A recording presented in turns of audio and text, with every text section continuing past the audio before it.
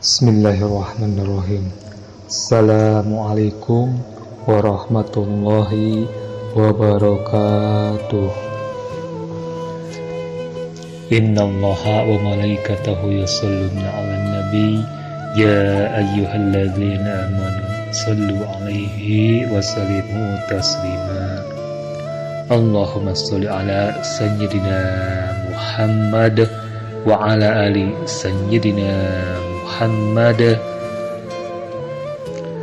Dengan menjaga sholat wajib di awal waktu, banyak sekali manfaat dan faedahnya. Sahabat saya yang satu ini, profesi awalnya adalah sopir angkot. Setiap hari dia menyupir angkot dengan sistem setoran ke majikannya. Setor karena angkotnya punya orang lain. Nah, suatu hari majikannya bangkrut karena semakin mahalnya harga bensin. Akhirnya sahabat saya ini, katakanlah Udin, dia jadi tidak punya mata pencaharian karena angkot majikannya sudah dijual. Karena Udin bukan tipe orang yang gampang putus asa, akhirnya dia mencari pekerjaan lain. Dipilihlah becak sebagai jalan ikhtiarnya. Karena hanya profesi sebagai tukang becalah, kehidupannya pun sangat sederhana. Kalau tidak mau dikatakan kurang, dia tinggal bersama 3 putri dan seorang istrinya di sebuah rumah kontrakan yang mungkin cuma layak disebut kamar. Tidak ada yang istimewa dari kehidupan sehari-harinya. Pagi-pagi pergi dari rumah mencari penumpang, sore pulang setiap hari seperti itu. Namun setelah dicermati, ternyata ada satu hal yang membuat Udin berbeda dari abang becak lainnya. Bahkan dari kebanyakan kita, Udin selalu menjaga sholat awal waktu dan selalu dia lakukan di masjid. Dimanapun dia berada, selalu menyempatkan bahkan memaksakan sholat di awal waktu. Setiap mendekati waktu sholat, jika tidak ada penumpang, dia akan mangkal di tempat yang dekat dengan masjid.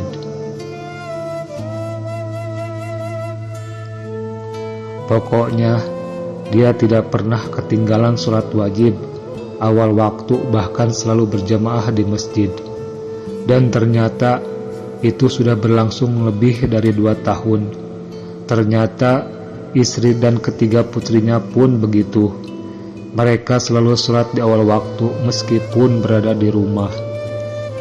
Singkat cerita, suatu hari ketika saya sedang mangkal di salah satu hotel berbintang di Bandung, ada seorang ibu turun dari mobil Mercy, tiba-tiba mendekati saya dan meminta untuk diantar ke salah satu tempat perbelanjaan di kawasan alun-alun kota Bandung, kata Udin.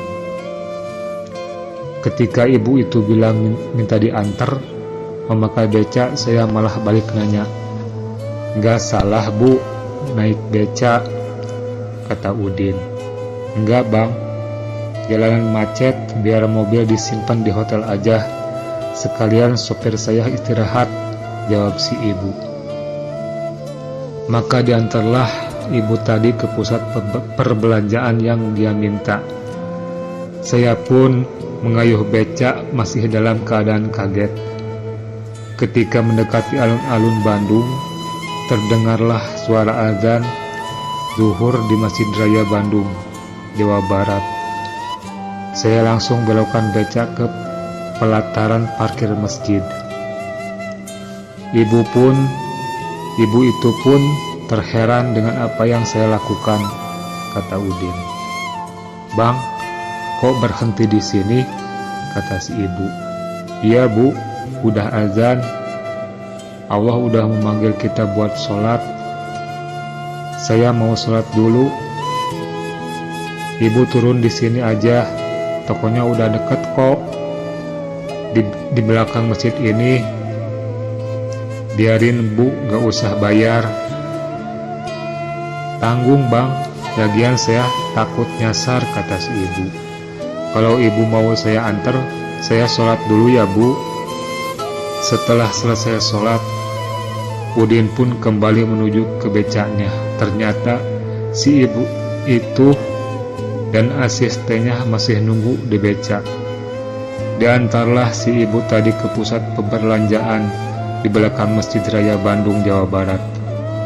Bang, tunggu di sini ya, ntar antar lagi saya ke hotel, kata ibu. Iya bu, tapi kalau ibu balik lagi ke becak pas azan asar, ibu tunggu dulu di sini. Saya jalan kaki ke masjid, kata Udin. Singkat cerita, si ibu kembali ke becak jam 15.30. Kemudian di becak dia nanya di mana Udin tinggal. Ibu penasaran dengan kebiasaan Udin. Demi sholat di awal waktu berani meninggalkan penumpang di becak. Gak peduli dibayar atau tidak. Bang, saya pengen tahu rumah abang, kata si ibu. Waduh, emangnya kenapa bu? Tanya Udin kaget. Saya pengen kenal sama keluarga abang, kata si ibu. Jangan bu, rumah saya jauh. Lagian di rumah saya gak ada apa-apa. Si ibu terus memaksa. Akhirnya setelah menunggu si ibu sholat jamak zuhur dan asar di hotel, mereka pun pergi menuju rumah Udin. Tapi kali ini Udin pakai becak. Ibu mengikuti di belakangnya pakai mobil Mercy terbaru. Setibanya di rumah kontrakan Udin, ibu kaget karena rumahnya sangat kecil, tapi kok berani tidak dibayar demi sholat. Mungkin karena penasaran ibu nanya, Bang, kok berani gak dibayar? Rezeki itu bukan dari pekerjaan kita bu. Rezeki itu dari Allah subhanahu wa ta'ala. Saya yakin itu. Makanya kalau Allah memanggil kita harus datang. Kan jelas bu. Marilah kita menuju kemenangan, kesejahteraan, kebahagiaan. Saya ikhtiar udah dengan narik becak. Hasilnya gimana Allah? Yang penting kitanya takwa kepada Allah. Ya kan bu, kata Udin. Saya yakin janji Allah, kata Udin. Ibu pun terdiam sambil meneteskan air mata. Setelah dikenalkan dan ngobrol dengan keluarga Udin, ibu pun pamit sambil meminta Udin mengantarkannya kembali minggu depan. Insya Allah saya siap bu, kata Udin. Ibu pun pamit sambil memberi ongkos becak ke istrinya Udin. Setelah si ibu pergi, ongkos becak yang dimasukkan ke dalam amplop dibuka oleh Udin. Ternyata isinya 1 juta rupiah. Udin dan keluarganya pun kaget dan bersyukur atas apa yang telah Allah berikan melewati si ibu tadi. Seminggu kemudian, Udin mendatangi hotel tempat si ibu menjanjikan. Setelah bertanya ke satpam, Udin tidak diperbolehkan masuk. Satpam enggak percaya ada tamu hotel bintang 5 janjian sama seorang tukang becak. Udin gak maksa, dia kembali ke becaknya. Nah, itu pula yang sering kita lakukan.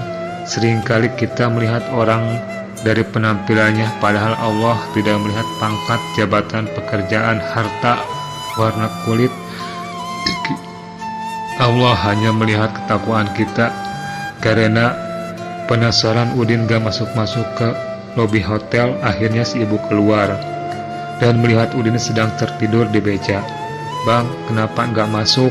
Tanya si ibu sambil membangunkan Udin. Gak boleh sama satpam bu, jawab Udin. Bang, kan kemarin abang yang ngajak saya jalan-jalan ke pakai becak. Sekarang giliran saya ngajak abang jalan-jalan pakai mobil saya, kata si ibu. Lah, ibu ini gimana sih? Katanya mau saya antar ke toko lagi, kata Udin. Ya, mau diantar tapi bukan ke toko bang, kata ibu di awal waktu. Setelah diajak naik mobil Mercy, Udin pun menolaknya karena dia merasa kebingungan. Mau dibawa kemana saya, Bu? Udah saya pakai becak saya aja, ngikut dari belakang. Gak pantas saya naik mobil sebagus ini, kata Udin. Lagian becak saya mau ditaruh di mana? Namun setelah dibujuk oleh supir dan asisten si ibu, Udin pun mau ikut naik mobil. Becanya dititip di parkiran di belakang hotel. Berangkatlah mereka dari hotel. Masih dengan rasa penasaran, Udin pun bertanya, mau kemana sih, Bu? Di salah satu kantor bank syariah. Mereka pun berhenti. Bang, pinjam KTP-nya ya, kata asisten si ibu. Waduh, apa lagi nih, pikir Udin. Buat apa, Neng? Kok saya diajakin ke bank? Terus KTP buat apa? Kata Udin heran. Akhirnya asisten si ibu menjelaskan bahwa ketika minggu lalu mereka diantar Udin belanja. Si ibu mendapatkan sebuah pelajaran hidup yang sangat mendalam, yang sangat berharga, di mana seorang abang baca dengan kehidupan yang pas-pasan, tapi begitu percaya kepada janji Allah. Sementara ibu yang merupakan seorang pengusaha besar dan suaminya pun pengusaha, selama ini kadang ragu pada janji Allah. Seringkali akibat kesibukan mengurus usaha, belanja, meeting, dan lain-lain, dia menunda-nunda sholat. Bahkan tidak jarang lupa sholat. Nah, sejak minggu lalu setelah pulang dari Bandung, ibu mulai berubah kebiasaannya. Dia selalu berusaha sholat awal waktu, kata asisten.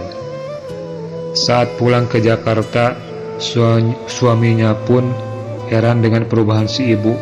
Padahal dia juga pun kebiasaannya yang sama dengan istrinya. Setelah diceritakan asal mula perubahan itu, suaminya pun menyadari bahwa selama ini mereka salah, terlalu mengejar dunia. Oleh karena itu, ibu dan suaminya ingin menghadiahi Abang Udin untuk berangkat haji. Mendengar akan diberangkatkan ibadah haji, Udin pun kaget campur bingung. Dengan spontan Udin menolak hadiah itu. Gak mau, Neng, saya gak mau berangkat haji dulu, meskipun itu doa saya tiap hari. Loh, kok gak mau, Bang? Kata asisten kaget. Apa kata tetangga dan saudara-saudara saya nanti, Neng? Saat saya pulang berhaji, kok ke haji bisa tapi masih ngebeca? Memang berangkat haji adalah cita-cita saya, tapi nanti setelah saya mendapatkan pekerjaan selain narik beca, Neng. Akhirnya asisten berdiskusi dengan si ibu.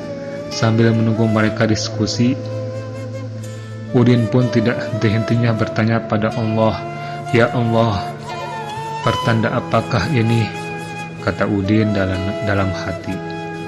Tidak lama si ibu menghampiri Udin dan bertanya, Bang, kan abang bisa bawa mobil, bagaimana kalau menjadi supir di perusahaan saya di Jakarta? Waduh, Jakarta ya, Bu. Ntar keluarga saya gimana di sini? Anak-anak masih butuh bimbingan saya, apalagi semuanya perempuan. Kayaknya enggak deh, Bu. Biar saya pulang aja deh. Insya Allah, kalau Allah ridho, lain kali pasti saya diundang untuk berhaji. Akhirnya si ibu memujuk Udin untuk mendaftar haji dulu. Berangkatnya mau kapan terserah. Yang penting dia menjalankan amanat suaminya. Kemudian ibu menelpon suaminya, menjelaskan kondisi yang ada mengenai Udin. Setelah selesai mendaftar haji di bank, kemudian mereka pergi menuju sebuah dealer mobil. Kok masuk ke dalam mobil, Bu? Ibu mau beli mobil lagi. Mobil ini kurang gimana bagusnya, Bu? Kata Udin bingung. Sambil tersenyum, ibu meminta Udin menunggu di mobil. Dia pun turun bersama asistennya. Selang setengah jam, si ibu kembali ke mobil sambil membawa kwitansi pembayaran tanda jadi mobil. Nih bang, barusan saya sudah membayar tanda jadi pembelian mobil angkutan umum. Pelunasannya nanti kalau trayek sudah diurus. Mobil angkutan umum ini buat Bang Udin, hadiah dari suami saya, kata si ibu.